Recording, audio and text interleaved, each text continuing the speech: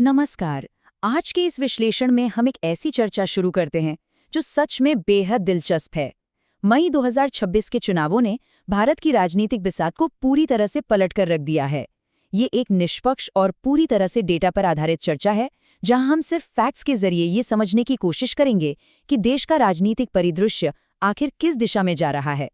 भारत की राजनीति किसी बड़े चेसबोर्ड से कम नहीं है, तो आइए इस बदलते हुए चेसबोर्ड को बारीकी से डिकोड करते हैं। तो सबसे बड़ा सवाल जो इस वक्त हर राजनीतिक चर्चा के केंद्र में है, क्या भारत सच में विपक्ष मुक्त हो रहा है? हाल ही में आए इन नाटकीय चुनाव परिणामों ने हर किसी को सोचने पर मजबूर कर दिया है। क्या इसका सीधा सा मतलब ये है कि देश में पारंपरिक विपक्ष का दौर अब हमेशा के लिए खत्म हो चुका है? एक सस्पेंस थ्रिलर की तरह आइए इस कहानी की गहराई में चलते हैं और जवाब तलाशने की कोशिश करते हैं। 2026 चुनाव, एक नया मोड़। ये कोई आम चुनाव नहीं थे, बल्कि राजनीति का एक ऐसा टर्निंग पॉइंट साबित हुए हैं जिसने सत्ता के पुराने और जमे हुए समीकरणों को पूरी तरह से बदल कर रख दिया है। विपक्ष के किलों का ढहना। आइए अब सीधे जमीनी हकीकत पर चलते हैं और देखते हैं कि राज्यों के स्तर पर यह भारी बदलाव आखिर कैसा दिखता है। यहाँ दो बिल्कुल अलग पर उतनी ही हैरान करने वाली तस्वीरें एक साथ उभरकर सामने आती हैं। एक तरफ पश्चिम बंगाल में टीएमसी और तमिलनाडु में डीएमके।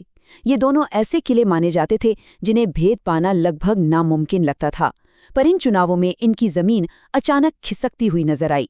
दशकों से जमे इन राजनीतिक किलों का इस तरह से ढहना कोई छोटी मोटी बात नहीं है।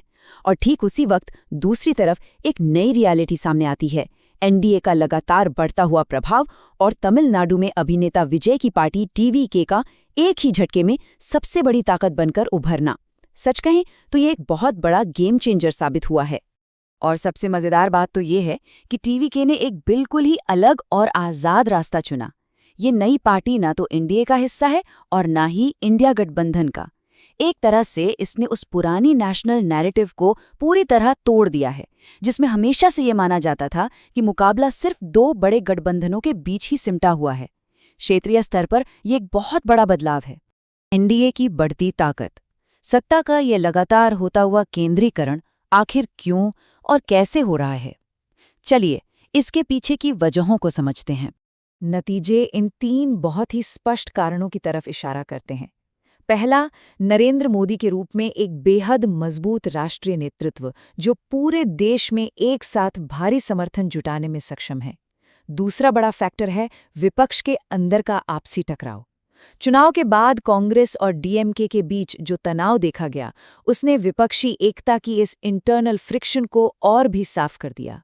और तीसरा सबसे अहम फैक्टर है टीवीके जैसे नए क्षेत्रीय चैलेंजर्स का आना, जो पुरानी पार्टियों के ट्रेडिशनल वोट बैंक में सीधे तौर पर सेंध लगा रहे हैं।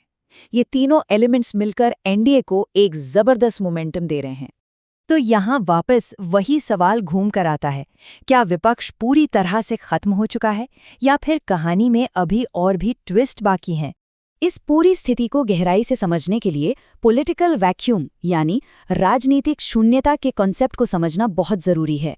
राजनीति का यह एक बड़ा ही बेसिक सा नियम है कि कोई भी खाली जगह ज्यादा देर तक खाली नहीं रहती। जब पुरानी विपक्षी पार्टियां कमजोर पड़ने लगती हैं, तब एक राजनीतिक शून्य पैदा होता है और जनता बहुत ही नेचुरली उस खाली जगह को भरने के लिए एक नए विकल्प को चुन लेती है। ये असल में लोकतंत्र की खुद को ठीक करने की एक प्रक्रिया है। और इसका एक बेहद शानदार और ठोस उदाहरण है केरल के चुनाव नतीजे। वहां कांग्रेस के नेतृत्व वाले यूडीएफ गठबंधन ने एक जबरदस्त और बड़ी जीत दर्ज की।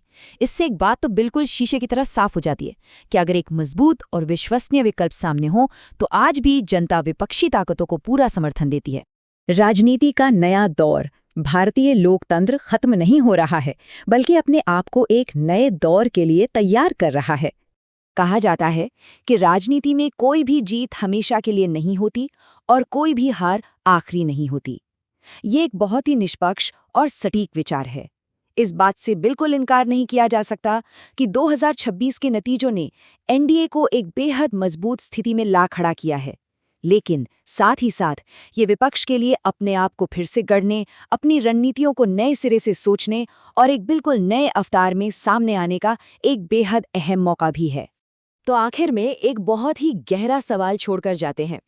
क्या इंडिया गठबंधन इन नए हालातों से सीखकर एक दमदार वापसी कर पाएगा, या फिर 2026 ने भारतीय राजनीति को हमेशा के लिए उन नए नियमों के दौर में धकेल दिया है जहां पुरानी रणनीतियां अब कभी काम नहीं करेंगी? जवाब चाहे जो भी हो, आगे आने वाला समय बेहद रोमांचक होने वाला है। इस विश्लेषण का हिस्सा बनने के लिए बहुत बहुत शुक्रिया।